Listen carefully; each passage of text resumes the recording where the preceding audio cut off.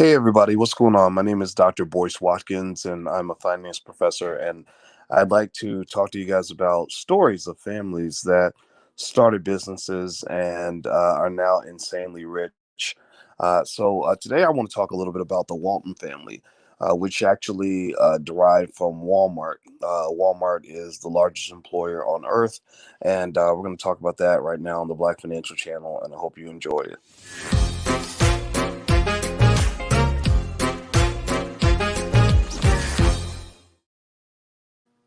All right, everybody. Hello, hello, hello. I don't know if you're listening to this morning, noon, or night, but no matter what time it is, we're always black and we're always proud. And even if you're not black to be here, I just want you to know that we are here for the black community because there's a racial wealth gap, and we're going to close it in a generation because we're going to learn about wealth. So, if you believe that the black community comes first and you want to prioritize the black community, put a hashtag B1 in the chat. If you haven't put a hashtag B1 in the chat, please do that because that's your signal to let us know that you're black first. Hey Marquita, how are you? She says boycott Walmart. Yeah, Walmart. We're going to talk about Walmart today. Philip Dunbar, how are you? Please hit the thumbs up button, share, and subscribe button. Also hit the notification bell. No matter where you're watching, please hit the notification bell. That's really, really important. Okay, so today I want to talk a little bit about Walmart. Walmart is interesting. They're a very wealthy company, and they have a very wealthy family that owns half of that company, and that family is called the Walton family.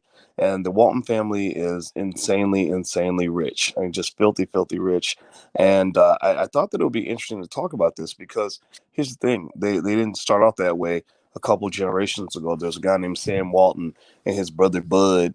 You all remember Bud from the Cosby Show? My name's Bud. So Bud and Sam went out and created this business, and this business took off and did extremely well, and they made a ton of money. So I'm gonna pull up my screen, and we're gonna talk about Walmart. And also, don't forget that if you want to get text notifications when I go live a couple of times a week, I won't bother you too much, but text the word "Boyce" to 31996. Text "Boyce" to 31996, and you can get text notifications. So here's um here's what I have in front of me about the Walton family. The Walton family is an American family whose collective fortune makes them the richest family in the United States of America and the richest family in the world. The three most prominent living members, Jim, Rob, and Alice, have consistently been in the top 20 of the Forbes 400 list since 2001, as were John and Helen, who both died in 2005 and 2007, respectively, prior to their deaths. Christy Walton took her husband John's place in the ranking after his death. The majority of the family's wealth derives from the heritage of Bud and Sam Walton, who were co founders of Walmart. Walmart is the world's largest retailer, one of the world's largest business enterprises in terms of annual revenue, and with just 2.2 million employees, so just over 2.2 million, the world's largest private employer. So Walmart is the largest private employer on earth, and their family is stinking rich. As of December 2014, the Waltons collectively own 50.8% of Walmart. Now, just so you know, it's very rare for a family to own that much of a company that's that big. A company that has 2.2 million employees, and to have one family kind of own everything is kind of insane. That's just unheard of. And but Walmart owns, or the Walton family owns pretty much all of Walmart, and I think that that's an interesting story to kind of talk about. If you want to break down the family fortune, it's one thing if you have one billionaire in the family, or if you have a family that's collectively worth over $1 billion. It's another thing when you got several billionaires in the family. You got enough billionaires to form a basketball team. And so, if you look at just the top seven billionaires in that family, you got Alice Walton, whose net worth is 66 billion. Jim Walton is 65.8 billion. S. Robeson Walton, 65.4 billion. Lucas Walton, 16.2 billion. Ann Walton Cronky, 8.8 billion. Nancy Walton Laurie, 8 billion. Christy Walton, 7.6 billion. And you really could actually go down the whole family tree because they've got several billionaires in this family, and all this came from Walmart. This came from Bud and Sam literally starting this little store and scaling and figuring out what people want and selling to people what they wanted. Now they could have went out and got jobs. They could probably, I'm sure they could have got a good salary working for somebody, but they made a decision in the 1960s to do something a little bit different. And so, anyway, give me a yes or no if you've ever decided or thought about starting something in your family or starting a family empire. Give me a yes or no if you've ever thought about, creating your own thing, getting off the corporate plantation, making a move in your life. Put a yes or no in the chat if you're an empire builder or if you at least would like your family to have some sort of empire. I would say yes because I personally believe that, as a black man, I'm a king. And as a king, I want to have a crown. I want to have a throne. I want to have a castle. And I want to build those things. And so I study builders. I love to study how families started off just like you and I and made moves so that they could actually put themselves in a great situation. Now, maybe your family isn't going to have, $200 billion to flop around. Well, maybe you can have 200 million. I've seen that, or at least 200,000, right? At least you're out of the struggle. You're out of the trap. We talked about the trap yesterday. We were talking about Young Jeezy and Gucci Mane and the trap. And I said the trap's relatable to a lot of our people because we think we're supposed to be in the trap. We feel like we're born in the trap, and then we think we're supposed to die in the trap. Well, I don't want to be in the trap. I don't want you to be in the trap. So anyway, do me a favor, hit the thumbs up button, hit the share button, hit the subscribe button if you haven't done it yet. And also, if you haven't picked up a Black Wealth calendar yet, feel free to do that. The Black Wealth calendar comes out once a year, and it's got wealth principles all throughout the calendar. So that's the URL on the screen. All right. So here's I'm gonna read a little bit of this to you. Now here's the thing. Here's what's fascinating, right? It's not like the Walton family has been rich for 100 years. It's not like they got their money in 1804 and they've been building it for 200 years. This all started in the 1960s. This started in the 1960s. That's not that long ago. Some of y'all got parents that were around in the 1960s. How many of y'all got parents or grandparents that were around in the 1960s? Give me a yes or no if you got parents or grandparents who maybe some of your parents or grandparents were adults in the 1960s. And so this company, it there the 1960s is when they really took off. Now, if you want to know exactly when they officially first started, you got to go back a little bit further to the 1940s, but you're still not talking about too far down the road. My grandfather was in his 20s in the 1940s. My grandfather was in his 20s. So here's the origin of Walmart. This is right here on Wikipedia. You can go look it up. In 1945, businessman and former J.C. Penney employee Sam Walton bought a branch of the Ben Franklin stores from the Butler brothers. So Sam Walton made that leap. He made that leap into wealth by saying, "I'm not going to work at J.C. Penney anymore. I'm going to go buy a branch of the Ben Franklin stores from the Butler brothers." So that's how it starts. That's how it begins. It begins when somebody makes a decision to jump the fence and says, I'm not here to go build wealth for somebody else. I'm sure Sam was a great employee. I'm sure, I mean, for all I know, he could have been employee of the year. He could have had a great, I'm sure he had maybe a nice corner office, and they were planning to give him all kinds of promotions and raises and everything else. And but Sam said, "No, no, no, no, no. I have a bigger vision for my family." And that's where it starts. It really starts with a vision. You have to have a vision. So he decides to go buy a branch of the Ben Franklin stores from the Butler brothers. His primary focus was selling products at low prices to get higher volume sales and lower profit margin, portraying it as a crusade for the consumer. He experienced setbacks because of the lease price and branch purchase were unusually high, but he was able to find lower cost suppliers than those used by other stores and was consequently able to undercut his competitors on pricing. So pay attention now. First of all, he had a plan. His plan was real complex. It was super sinister, super complex. Probably something nobody's going to understand in this conversation. You're not going to get this. This is really going to go over everybody's head because to make money you got to be super stinking and insanely brilliant, right? And you got to go to Harvard and everything, right? So let me tell you what his brilliant, amazing, extraordinary plan was. It was to buy low, sell high. It was to buy things for less than what he sold them for. It was to buy something for $1 and sell it for $2. That's that complex, super sinister plan. I mean, I know some of us believe that the white man can do things that we can't do, and we think that they're better than us. And I know a lot of black folks get mad at me for saying that black people can do what other people can do, but That's the plan. The plan was, I'm gonna buy low, sell high. I'm gonna buy things for a low price, and then sell it for a higher price. And when we talk about that, when we talk about the basics of regular people just doing basic things, and there are black people who do the same thing too. Black people who've done the same thing, and we're going to talk about that as well. I get a lot of people, like Walter Crook is like, man, stop picking and choosing. The Mars and Koch brothers, just to name a few, who runs America. The 1% reviles the. I don't see the rest of the comment, brother. You got to finish your sentence now. But he looks mad, and I don't know what you're mad about. But I can just tell you that sitting back and being mad is not going to improve your condition. Sitting back and hating ain't gonna make you successful. That's not gonna get you to where you want to get to in life. And so I'm not here to sit here and say, look, that this guy is wonderful and perfect. I'm just here to say that you can do it too. That's my simple message. So let me read this to you. Let's see here. Sales increased 45% in his first year of ownership to $105,000 in revenue, which increased to $140,000 the next year and $175,000 the year after that. Within the fifth year, the store was generating $250,000 in revenue. The lease then expired for the location, and Walton was unable to reach an agreement for renewal. So he opened up a new store at 105 North Main Street in Bentonville, naming it Walton's Five and Dime. That store is now the Walmart Museum. So his model, his really complex, supersonic, extraordinary model to buy low, sell high, you've got probably a 6-year-old in your house that knows how to do that, right? 10-year-olds know how to buy low, sell high. I've seen it. We have a Black Millionaires of Tomorrow program for kids.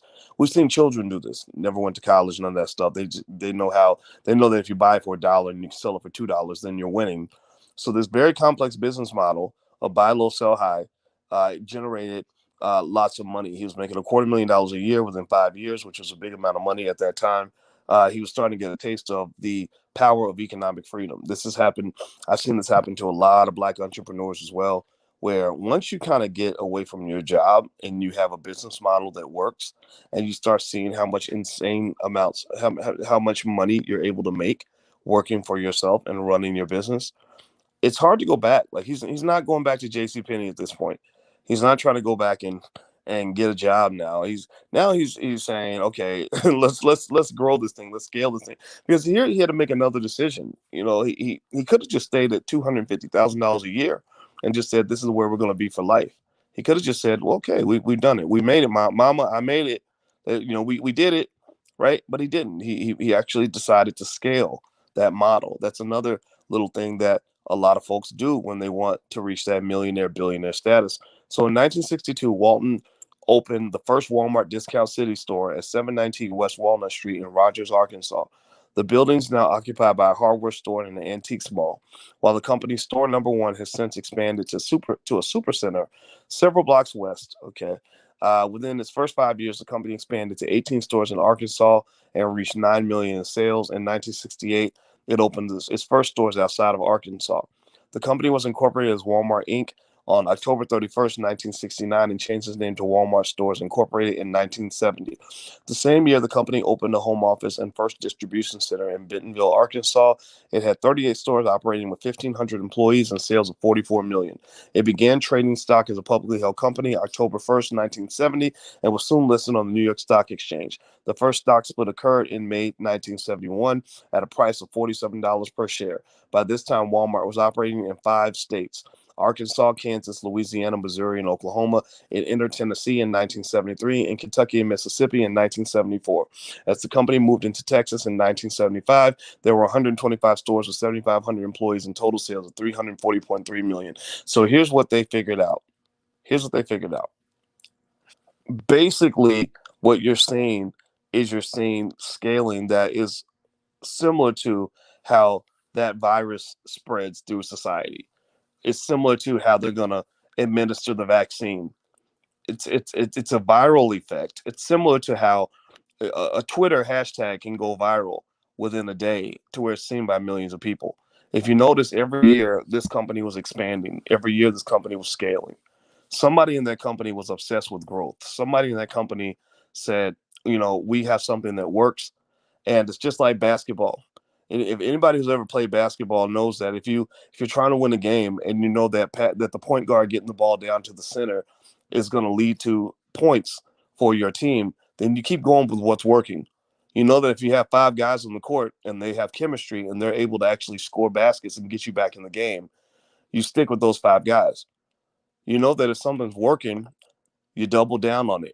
You get rid of the things that don't work and you double down on the things that do. That's might also be called pivoting in business. In business, they call that pivoting. You adjust to the things that are working and you get rid of the things that are not working. Well, somebody in this company made a cosmic pivot.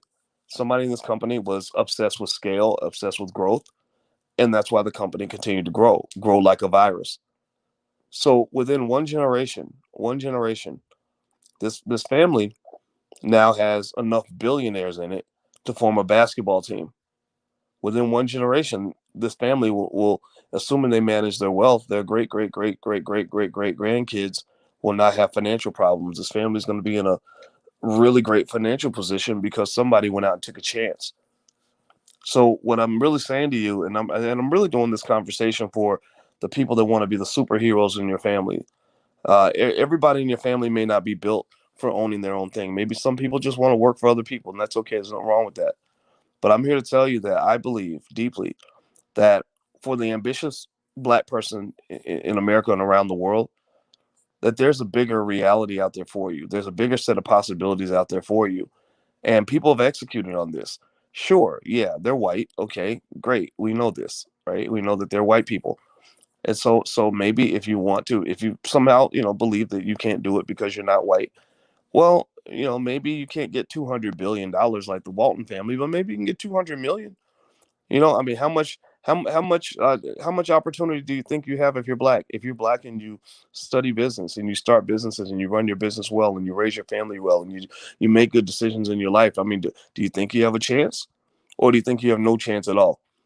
I've seen many black people start off broke, start off in the project, start off with nothing, absolutely nothing, and just focus on building. And because they focus on building and they focus on scaling and they focus on pivoting, they focus on systems. I think my brother in here mentioned, Jason Moore mentioned building systems. Well, they got a good system. Maybe they didn't have $200 billion, but they're doing pretty well. In fact, actually, that's another process. If you think about this, the Walton family built their massive wealth because they focused on systems. They weren't just focused on saying, if I work enough hours for my boss, then one day I'll be financially secure. They said, no, I want to be the boss. I'm going to work enough hours for me. I'm going to work on building my system that can scale so that instead of me doing all the work, I can have 100,000 employees around the globe. Right now, Walmart has 2.2 million employees. They can't earn all this money by themselves. They can't earn the money without their employees. It's not how hard the billionaires are working that's making this family grow. Initially, Sam did a lot of work, sure, but he put a lot of work into building systems. So if I was to really actually talk to black children about what black kids need to know, I would say, yeah, let's teach our kids systems. If our kids know systems and delegation, they can make a whole lot more money than you could ever make by thinking that putting 1,000 hours a month in for somebody else's business is going to get you ahead. That's not where millionaires come from. That's not where billionaires come from. Billionaires don't come from labor. Billionaires come from systems. So if you want to put your kids ahead of the curve, teach them systems. Teach a system can work when you're sleeping. A system doesn't get tired. A system doesn't get sick. A system doesn't get old. A system, just as long as you tweak it, as long as you manage it, as long as you understand it, as long as you apply it properly, a system will make money at a scale that you could never make. A system can't doesn't work 40 hours a week. A system can work 40,000 hours a week. Systems. How many of you grew up? Give me a yes or no. How many of you grew up in a household where your family said, "Son, if you want to make money, you got to have systems." Uh, hey, sweetheart, if you want to make money, start your LLC and learn how to delegate to other people on your team so that you can have people helping you do the work. How many of you grew up in a household where that was the dominant language? Give me a yes or no. Did you hear anything like that as a kid? Yes or no? The next question I want to ask you is this: yes or no? Give me a yes or no on this too. How many of you instead grew up in a household where when you talked about money, they said, oh, well, you can get you a good job, go to college. You might have to get you $100,000 in student loan debt, but you go to college and you go to Howard and get you a degree in business management. You can get you a good job. You can make good money. They make good money over at the plant. They make good money at the post office. They make good money. You can go work for GE. They make good money over there, right? How many of you heard that? That's what I heard. I heard labor. I did not hear systems. I did not hear investment. I did not hear scaling. I did not hear about the use of things like technology as a way to actually scale and grow a business and a system and a process and delegate so that you can actually generate an amount of money that would be insanely high. There's no job that I know a lot of Black entrepreneurs. I went to Atlanta last week for a conference on Black entrepreneurs, and I met a lot of entrepreneurs who are making $100,000 a month. I don't know any employees that make $100,000 a month, except for guys I know in the NBA or the NFL. That's all. The only people I know who make $100,000 a month. But I met a lot of Black entrepreneurs who started off with nothing, could not even get a bank loan, couldn't even get the financing they needed to get their business off the ground. That's a huge problem, right? We know white people are not going to root for our success. That's why I tell you guys that we shouldn't vote for any politician that doesn't support us in that way. But that's politics. I'm not going to talk about politics today. But I'm not going to support any politician that's not going to help us get what we deserve.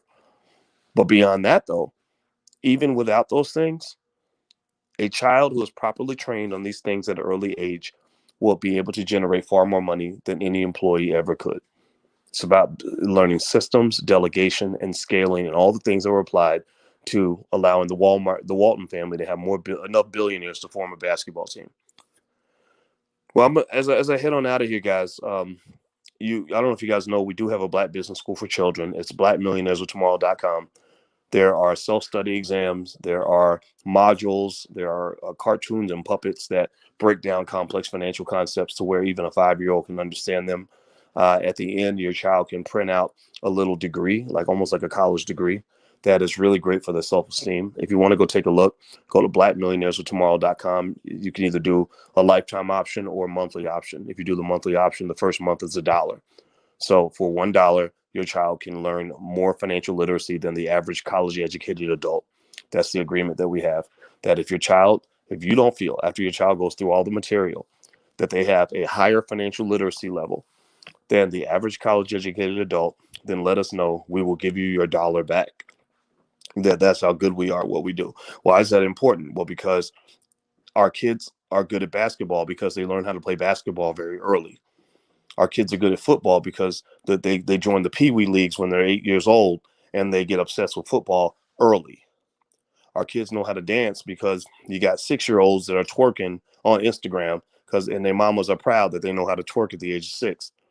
Well, if your children learn business at an early age and they learn wealth at an early age, they learn finance at an early age, then guess what's going to happen? Guess what's going to happen when they get to be about 20, 25, 30 years old?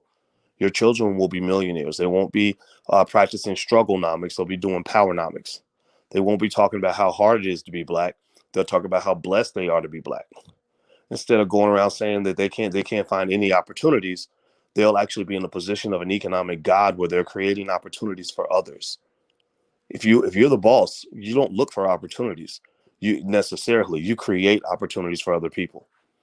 So I want your children in a position where they're creating opportunities, not begging for opportunities, because begging is very demeaning, it's very humiliating, it's very hurtful, it's very sad, it's a terrible state of existence. And a lot of us end up begging because we don't know things like systems and delegations and scaling and forming businesses and forming family businesses and all these things that people like the Waltons were able to do. So I'm not putting these people on a pedestal. I'm putting you on a pedestal. I'm not saying that these people are great. I just want you to take your place on the throne.